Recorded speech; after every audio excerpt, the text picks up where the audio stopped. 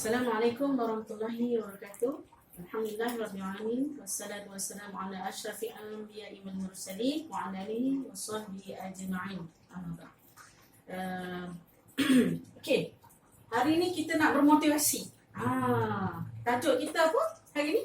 Hidup untuk menang. Baik, hidup untuk menang. Saya Raja Rozaniwati akan menyampaikan kelas ini insya-Allah dengan penuh semangat dan sama-sama kita bersemangat. Ya. Sebab orang yang nak menang mesti bersemangat. Itu salah ciri menunjukkan anda seorang pemenang. Ya. Baik. Oleh itu kita mulakan dengan soalan yang pertama. Mengapa kita perlu menang dalam kehidupan kita? Jawapannya kita lahirkan untuk menjadi seorang pemenang. Kerana itu kita perlu menang. Perlu menang. Dalam hidup kita. Baik. Setiap manusia mengimpikan satu kejayaan dalam hidup dia. Setiap pertandingan mesti nak menang. Jadi menyedari akan sifat ataupun perasaan semua jadi manusia itu adalah satu kelengkapan yang Allah beri kepada kita untuk menghargai masa, menghargai umur, menghargai peluang untuk menjadi seorang pemenang. Jadi oleh itu apa yang perlu kita buat adalah berjaga-jaga dengan masa yang diberi tanpa ada pembazir. Baik, kita teruskan. Okey. Jadi bagi jawapan tadi tepatlah sebagai mendapatkan kejayaan itulah salah satu destinasi impian setiap orang. Baik, seterusnya kita pergi kepada soalan nombor 2. Apakah yang perlu kita lakukan untuk menang? Apa yang perlu kita lakukan untuk menang Salah satu, kalau nak menang dalam hidup ni perlu ada ilmu lah. Itu antaranya perlu ada ilmu lah. Okey, bagus. Jadinya bila kita nak menang, kita masuk dalam satu pertandingan atau apa jua bidang yang kita ceburi, mestilah kita ada satu persiapan. Mestilah ada satu strategi. Mestilah ada beberapa formula atau role model yang harus kita lihat dan kita ambil contoh demi nak menjadikan kita orang yang berjaya. Jadi dekat sini ada 3 strategi yang boleh kita guna pakai sebagai kita punya panduan hidup untuk menuju kemenangan. Baik, kat sini saya akan mengupas 3 sudut iaitu tentang ilmu, apakah itu pengawalan dan apakah itu pengamalan. Dan kita nak petik dalam satu surah yang ke-114 di dalam Al-Quran, ayat 1 hingga 6, yang mana Allah berfirman dekat situ. Ayat pertama Allah menceritakan Bismillahirrahmanirrahim. Qul a'udzu birabbin nas. Hai manusia, wahai Nabi Muhammad, katakanlah aku Tuhan kepada manusia.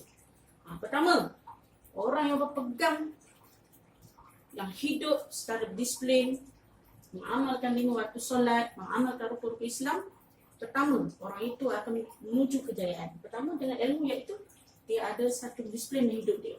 Kalau dalam sudut agama dia melakukan amalan-amalan disiplin.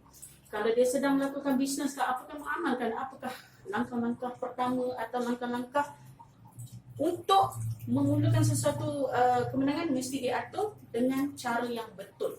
Jadi first ayat pertama Allah kata, orang yang menyembah aku, yang berlindung kepada aku, yang percaya aku Tuhannya dan mengenal aku, orang itu akan berjaya. Kedua, dalam surah An-Nas menceritakan Malikin nas, ilahin nas dan seterusnya sampai ayat 6. Boleh yang saya rumuskan kat sini, 6 ayat adalah Allah mengatakan, aku menguasai manusia, aku menguasai kehidupan dia, kematian dia, ajal dia, rezeki dia, apa sahaja di bawah kekuasaanku. Wahai manusia, sembahlah aku, ilahin nas, tidak ada Tuhan yang lagi disembah melainkan aku. Dan ayat seterusnya, yang ini kita kena waspada. Itu yang saya sebut pada pengawalan.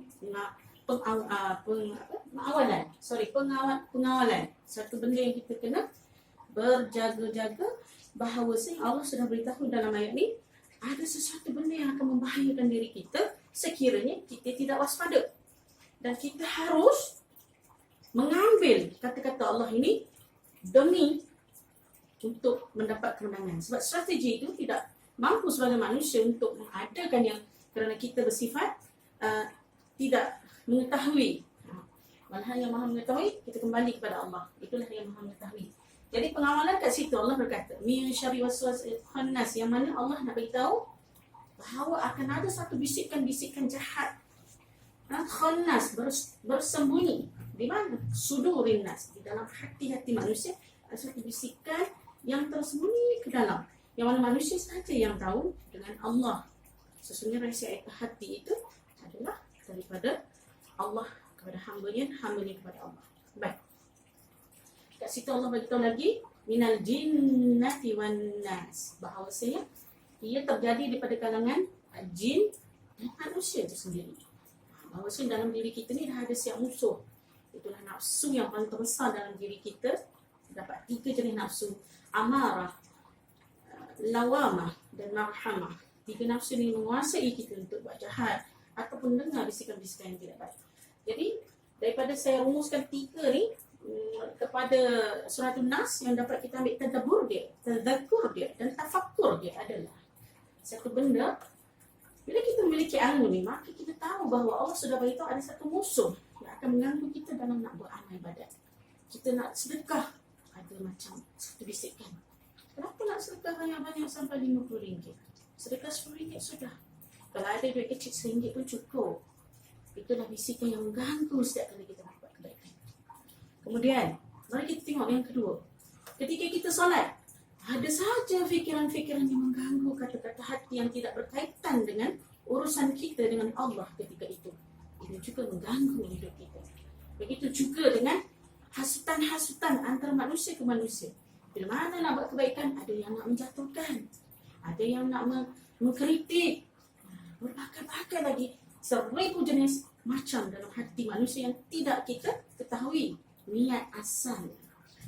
Jadi oleh itu, bila kita memiliki ilmu dalam surah An-Nas, maka kita menjaga diri kita bahawa ada musuh-musuh yang tidak baik akan berlaku daripada sudut nafsu yang ada sudah di dalam diri kita bersama orang di luar. Orang luaran inilah yang akan juga influence kita, mempengaruhi kita. Selain dalaman kita yang tak kuat itu, menjadikan kita akan goyang. Inilah menyebabkan kenapa solat kita, amalan kita mengganggu sehingga tak dapat kekhusyukannya. Ketika kita membaca Al-Quran, apa jadi? Baru nak buka Quran, takpelah, buat kerja lain dulu. Ini baru dicontohkan 3 perkara. Bagaimana lagi yang lain? Begitu banyak sekali gangguan-gangguan. Jadi bila kita tahu surah An-Nas ni ada penawar kat situ, ada satu tadzakur, maka jadikanlah surah An-Nas ni sebagai protection kita. Tak perlu pakai baju kebal besi. Tak perlu anda sampai begitu sekali menakutkan, begitu takut dengan suasana. Anda perlu ambil perlindungan ayat ini sebagai satu senjata. Jadikan zikir, jadikan amalan bacaan anda.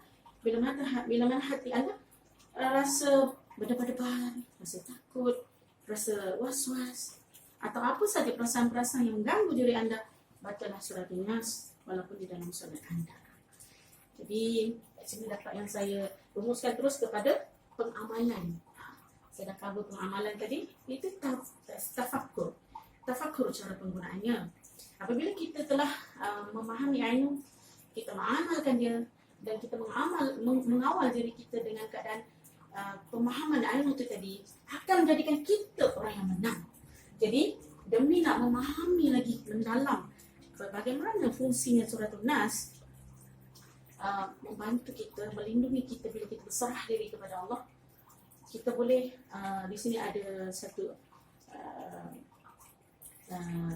simple terapi yang akan dilakukan untuk kita merasai bagaimanakah perasaan yang boleh menjelaskan apa yang saya kata tadi dan dapat membuktikan bahawa perasaan ini wujud di dalam diri kita. Maka kita boleh tampilkan melalui kita punya gerak laku atau tingkah laku, adab dan akhlak seperti yang dicontohkan oleh Rasulullah sallallahu alaihi wasallam. Baik, tanpa buang masa, bagi ni kita memulakanlah aktiviti ringkas kita pagi ini, insya-Allah. Baik, apa yang perlu saya mahu check-in untuk duduk dalam keadaan sangat tenang, kemudian duduk dalam keadaan sangat selesa. Tarik nafas, Lepaskan. Good, very good. Very good, nafas. Lepaskan. Okay. Sekali lagi. In and out. Alhamdulillah. Baik. Okey. Jadi nak memulakan ni, kita punya terapi ringkas kita ni, simple pagi ni, insyaAllah. Tujuan dia adalah kita nak merasa perasaan berlindung tu. Perasaan rasa nak selamat, perasaan rasa nak selamat daripada bisik-bisikan itu dengan bergantung kepada Allah. Itu dia punya main, apa yang perlu kita rasa hari ini. Okey, jadi mari kita letakkanlah satu ikon, satu model yang mana kita tahu akhlaknya begitu mulia, walaupun kita tidak pernah bersua melihat wajahnya atau berkomunikasi dengannya. Beliau adalah Rasulullah sallallahu alaihi wasallam. Kita jadikan dia ikon kita, bagi gambarkan apakah lakuan akhlak terpuji Rasulullah sebagai seorang yang sangat mengawal marah, sangat menjaga tutur kata, sangat ikhlas dalam perbuatan, sangat berlindung kepada Allah, sangat menunjukkan sifat-sifat baik melalui segala tingkah laku beliau. Jadi daripada apa yang kita pernah tahu tentang Rasulullah, jadikan ia satu ikon di hadapan kita. Mudah-mudahan masa kita buat healing ni, kita boleh nampak akhlak Rasulullah. Baik. Sekarang secara perlahan-lahan dalam keadaan masih pejam mata, tenang dan relax. Okey, secara perlahan-lahan saya mahu anda merasa dan mendengar dan membayangkan bahawa anda berada satu buah eskalator. Eskalator itu berada di tingkat 2 bangunan. Eskalator itu, okay, adakah anda sudah bayangkan eskalator tersebut? Ya, good, very good.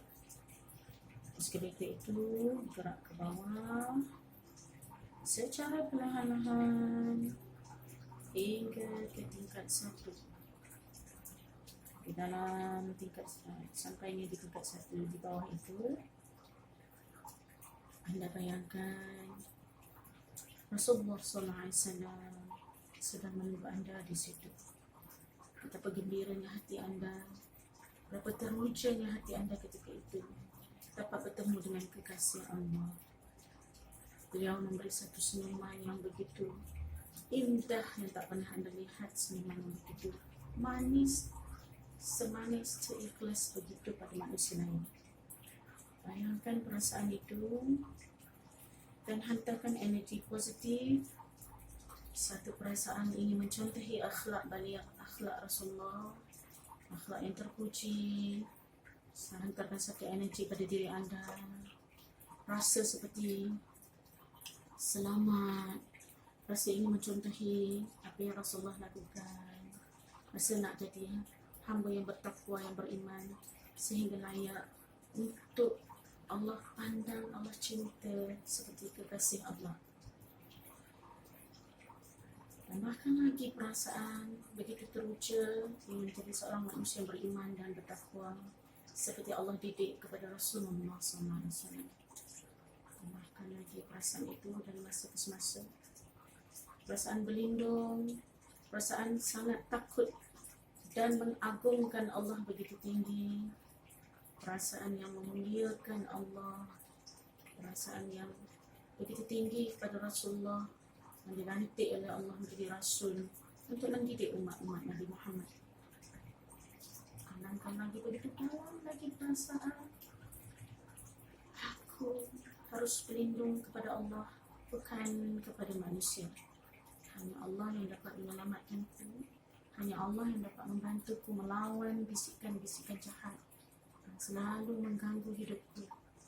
Untuk aku awal solat pada waktunya, untuk aku bersedekah, untuk aku menasihati manusia, untuk aku membuatkan kebaikan-kebaikan lain. Kadang-kadang gangguan ini mengganggu hidupku begitu kuat bisikannya. Dan aku berlindung kepada Allah seperti Rasulullah berlindung kepada Allah. Aku mau jadi manusia yang hanya ada satu saja takut dalam hati, yaitu hanya kepada Allah, bukan kepada makhluk.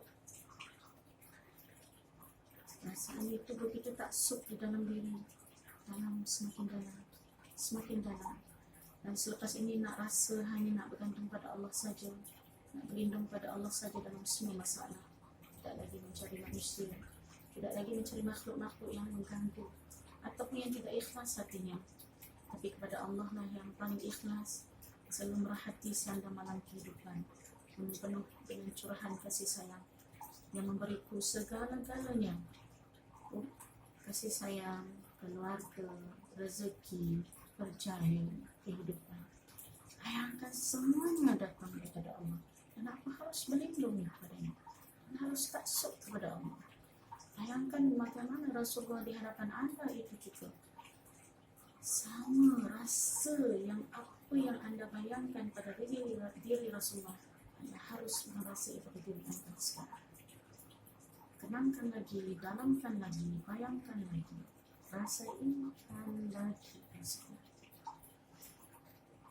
Akanlah saya percaya Cik Kim akan merasai satu perasaan begitu taksub dan kagum melihat kekasih Allah yang punya akhlak yang tinggi, terdetik di hati untuk mencintai Rasulullah.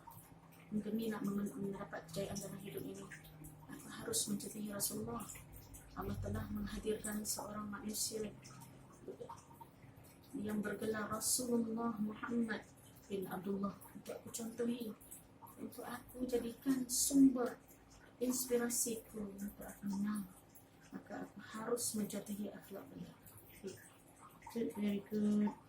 Sekarang rasakan seluruh tubuh badan anda semakin kuat menerima energi itu, dan rasakan segala kemahiran yang ada pada diri Rasulullah.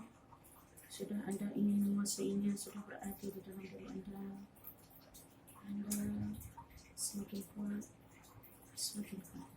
Serap semua kemahiran, serap semua apa yang ada, yang anda tahu tentang Rasulullah, untuk menguruskan perlindungan anda, sifat rasa ingin berlindung kepada Allah, sifat rasa ingin taksub kepada Allah, sifat rasa hanya Allah boleh mampu melawan kejahatan.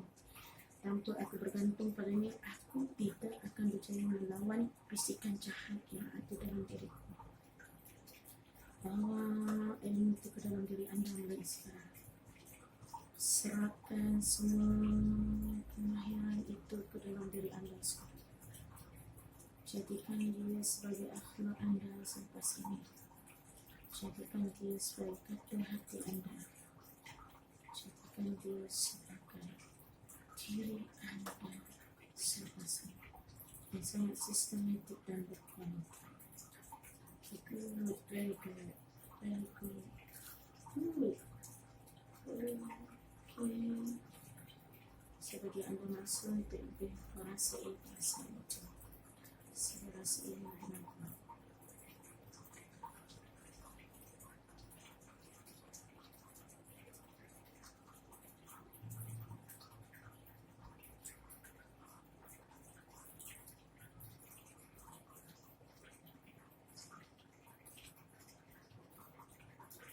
Okay, baik.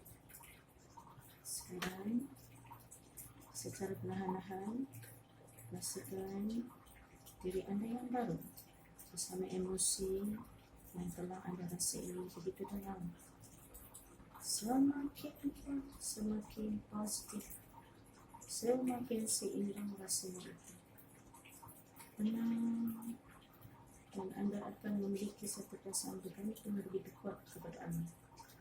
Menyerahkan diri kepada Allah untuk membantu anda menyelesaikan masalah-masalah fisikan yang jahat. Teruskan, jadikan dia sebagai hidup anda. Rasakan sekarang diri anda.